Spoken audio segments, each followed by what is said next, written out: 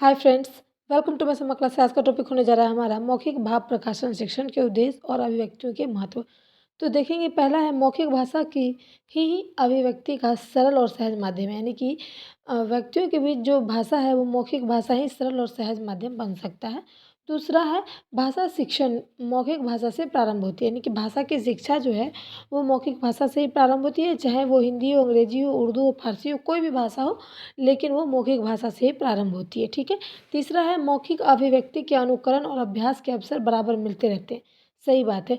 अगर व्यक्ति एक दूसरे से मिलता है तो उसे अपनी भाषा को बराबर जो है वो क्या मिलता है, अभ्यास करने का मौका मिलता है, यानी कि बार बार हम कोई चीज़ को बोलते हैं तो वो हमारा अभ्यास भी हो जाता है। ठीक है।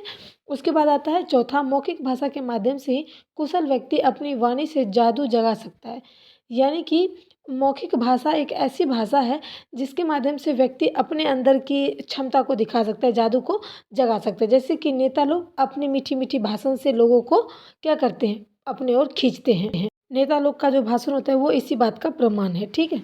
पांचवा है मौखिक भाषा के द्वारा विचारों के अर्ध आदान प्रदान होता है। यहाँ पर थोड़ा मिस्टेक हो गई है और नई नई जानकारी भी मिलती है। टाइपिंग मिस्टेक हो गई है तो प्लीज़ इसे इग्नोर करें।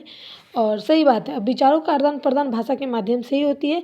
अगर कहीं पर कोई घटना घटी है तो वो भी अगर हम एक दूसरे से बात करने के बाद ही हमें जानकारी मिलेगी। ठीक है।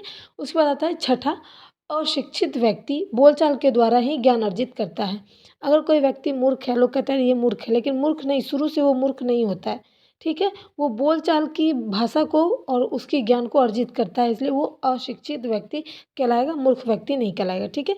सातवां आते हैं रोज़मर्रा के कार्यकलाप में भी मौखिक भाषा प्रयुक्त होते हैं। ये सही बात है, क्योंकि हम जो भी काम करते हैं, हम चाहे जो भी जिस लोगों से मिलते हैं वो मौखिक भाषा के प्रयोग से ही होता है।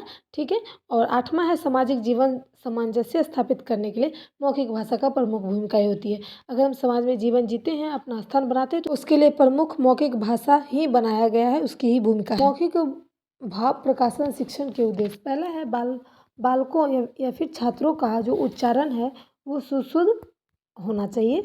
और दूसरा है छात्रों को शुद्ध उच्चारण, उचित स्वर, उचित गति के साथ बोलना भी सिखाना चाहिए। तीसरा है छात्रों को निसंकोच होकर अपना विचार व्यक्त करने के योग्य बनाना चाहिए। ठीक है।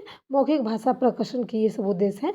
और चौथा है छात्रों का व्याकरण समस्त भाषा का प्रयोग करना सिखाना चाहिए, यानी कि हमेशा क्षेत्रीय भाषा ही नहीं बोलना चाहिए, व्याकरण के तौर पे शुद्ध और सुशील भाषा का भी प्रयोग करना सिखाना चाहिए।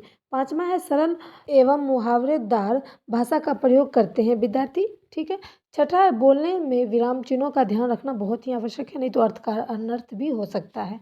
सातवां है छात्रों में स्वाभाविक ढंग से परस्पर वार्तालाप करने की आदत विकसित होना चाहिए, यानी कि अगर हम किसी से 2-4 घंटे बात करें तो उसके लिए भी उसको पेशेंस होना चाहिए और बात करना आना चाहिए। वीडियो पसंद है लाइक कर, शेयर कर, सपोर्ट कर। Thanks for watching my